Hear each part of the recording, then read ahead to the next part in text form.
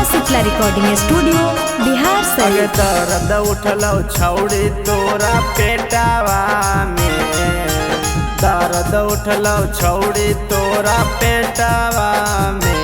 होलिया में जाही छौड़ी मुखिया जी के खेतावा में, होलिया में जाही छौड़ी मुखिया जी के खेतावा में।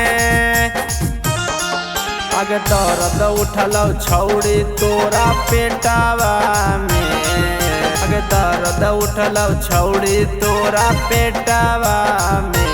होलिया में जाही छौड़ी मुखिया जी के खेतावा में, होलिया में जाही छौड़ी मुखिया जी के खेतावा में।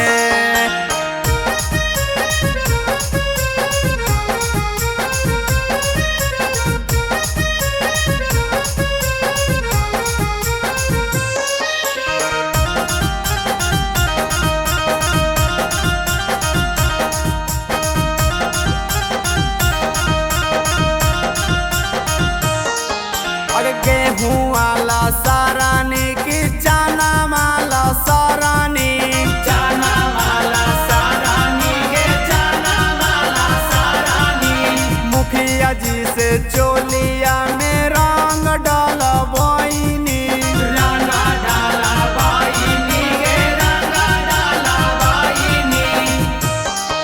अगे फसल हलौ लहंगवा तोरा गेटावा में, फसल हलौ लहंगवा तोरा गेटवा में।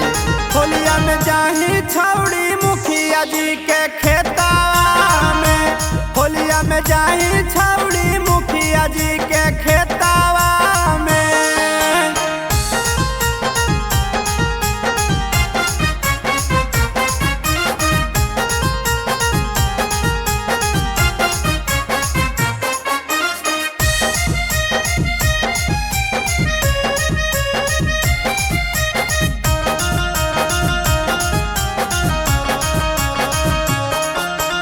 कवन माजा मिलौ छौड़ी मुखिया के पिचकारी में, मुखिया के पिचकारी में गे मुखिया के पिचकारी में। सांझिया के गेनी छौड़ी ऐनी भोरा हारी में, ऐनी भोरा हारी में गे ऐनी भोरा हारी में।